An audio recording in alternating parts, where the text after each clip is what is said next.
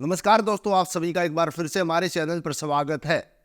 दरअसल जिस चीज को ये देखकर बीजेपी सरकार छिपती छिपाती घूम रही थी, आखिरकार उसी चीज पर सुप्रीम कोर्ट ने केंद्र सरकार से जवाब मांग लिया है। जी हाँ, आपने अब देखा होगा, इसी दन की मैं बात कर रहा हूं, शीतकालीन स्तर की मैं बात कर रहा हूं, किस तरीके से चुनाव आयोग को अपने कब्जे में करने के लिए इस सत्ताधारी सरकार ने किस तरीके से जो 3 सदस्यों की समिति थी उसमें से डीवाई चंद्रचूड़ यानी कि हमारे देश के मुख्य न्यायाधीश को बाहर का रास्ता दिखा दिया और उनकी जगह पर प्रधानमंत्री के द्वारा चुना गया ही कोई केंद्रीय मंत्री होगा। इस चीज को लेकर विपक्ष ने तब भी आवाज उठाई थी और उसके बाद सुप्रीम कोर्ट विपक्ष पहुंच गया था। सबको पता था मामला सुप्रीम कोर्ट जाएगा, लेकिन ये सत्ताधारी सरकार अपने घमंड में चूर थी और इनको लग रहा था कि सुप्रीम कोर्ट कुछ एक्शन नहीं ले सकता, ऐसा लगातार माना जा रहा था। लेकिन आज सुप्रीम कोर्ट ने वो इतिहास रच दिया है जिसका इंतजार पूरा देश कर रहा था। सुप्रीम कोर्ट ने केंद्र सरकार से सवाल पूछा और उसका जवाब भी मांगा है। कहा है कि किस तरीके से या किस आधार पर डीवाई चंद्रचूड़ को 3 सदस्यों की समिति से निकाल दिया गया। सबसे पहले तो पूरी खबर मैं आपको बताऊंगा, उससे पहले मामला थोड़ा आपको समझा देता हूं। मामला क्या था दोस्तों, हमारे देश के अंदर मुख्य निर्वाचन आयोग जो यहां पर है, उसमें मुख्य चुनाव आयुक्त की एक नियुक्ति होती है जिसका काम होता है पूरे देश में जो चुनाव होंगे वो संभालना। अगर हाल फिलहाल की बात करें तो राजीव कुमार मुख्य चुनाव आयुक्त हैं दोस्तों। और इनकी नियुक्ति कैसे की गई थी? इनकी नियुक्ति 3 सदस्यों ने की थी। 3 सदस्यों की एक समिति थी जिसमें से एक थे हमारे देश के प्रधानमंत्री, एक लीडर ऑफ ओपोजिशन और एक थे मुख्य न्यायाधीश, जो हाल फिलहाल की बात करें तो डीवाई चंद्रचूड़ जी हैं। लेकिन ये सरकार एक बिल लेकर आई और इन्होंने क्या किया, एक तो प्रधानमंत्री रहेंगे, एक प्रधानमंत्री के द्वारा ही चुना गया कोई केंद्रीय मंत्री और एक लीडर ऑफ ओपोजिशन, यानी कि हमारे देश के जो मुख्य न्यायाधीश है उनकी छुट्टी कर दी गई दोस्तों। और उनको निकालने की खास वजह यह है कि अब जिसको चाहे अपने खासम खास यस मैन को वो मुख्य चुनाव आयुक्त की नियुक्ति करवा सकते हैं दोस्तों। और इस चीज का सबसे बड़ा इफेक्ट पड़ेगा वो आगामी चुनाव को लेकर था। यानी कि एक तरीके से देखा जाए तो ये केंद्र सरकार हर जगह पर पहले से ही फील्डिंग लगाकर बैठना चाहती है, कोई भी मौका चूकना नहीं चाहती। और तब ये बिल पास करवा लिया गया, कानून बना दिया गया दोस्तों। लेकिन अब सुप्रीम कोर्ट ने बीच में दखलंदाजी कर दी है और इसके अंदर सरकार को शायद सदमा भी लगा होगा, क्योंकि जब सुप्रीम कोर्ट ने पूछा होगा कि आखिरकार जवाब आपको देना पड़ेगा, क्या ऐसी जरूरत पड़ गई कि सुप्रीम कोर्ट ने ही जो पूर्णतः 3 सदस्यों की कमेटी का गठन किया था उसको आपको उस कमेटी को आपने बदलना पड़ा। क्या है पूरा मामला, एक बार स्क्रीन पर देखिए, विस्तार पूर्वक पूरी खबर परत दर परत खोलकर आपको बताता हूं।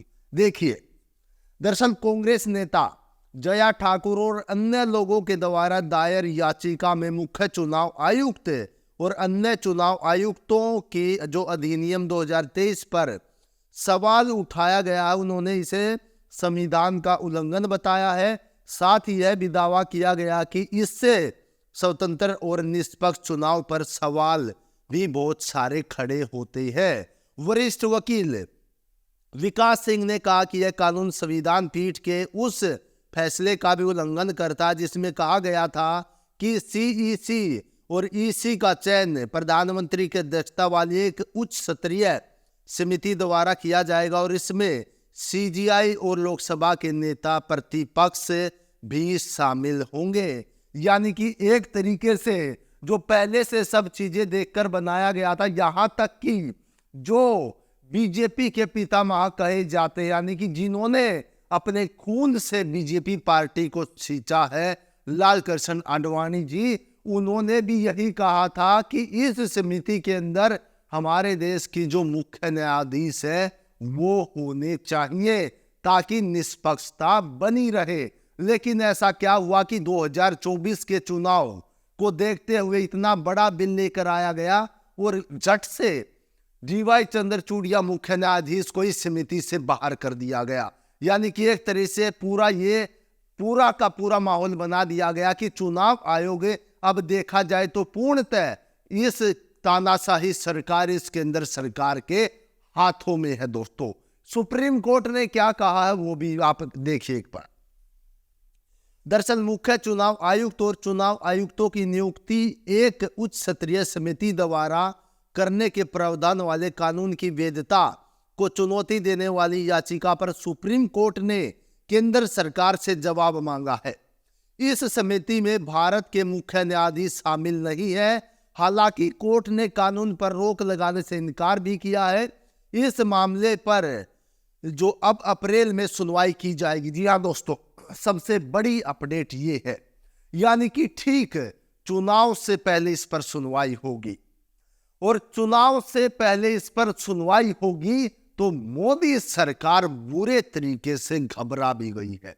क्या सुप्रीम कोर्ट को यह ऐसा फैसला तो नहीं ले लेगा कि जो मोदी सरकार सोचकर चल रही है उन्हीं का दांव उल्टा तो नहीं पड़ जाएगा? दोस्तों, आपने लगातार देखा है डीवाई चंद्रचूड़ जी है, वो लगातार जो फैसले लेते हैं उनके फैसलों से बीजेपी की अक्सर नींव हिल जाती है और अक्सर उनका फैसला सुनने के बाद बीजेपी के जो मुख्य चेहरे उनके मुंह लटक जाते हैं। कहीं इस बार भी ऐसा तो नहीं होगा, क्योंकि अब की बार मामला है हमारे देश के लोकतंत्र का। आप समझ सकते हैं हमारे देश के लोकतंत्र का मामला कैसे है, क्योंकि जिस मुख्य रूप से लोकतंत्र की रीढ़ जिस पर टिकी हुई है, हमारे देश में चुनाव होते हैं, किस तरीके से होते हैं, उस चुनाव आयोग पर अब इस केंद्र सरकार का पहरा होगा और इस केंद्र सरकार का पहरा होगा तो आप समझ सकते हैं क्या निष्पक्ष चुनाव कराने की कितनी उम्मीद रह जाती है। दोस्तों, पहले से ही ईवीएम पर बहुत सारे सवाल उठ रहे हैं।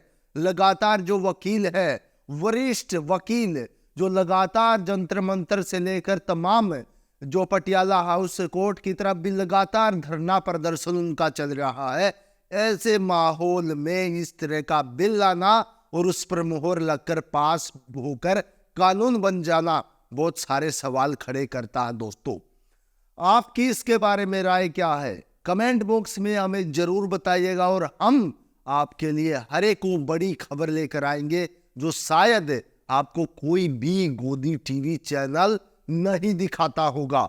हर एक वो बड़ी खबर अपने चैनल के माध्यम से आप तक दिखाने की कोशिश करेंगे।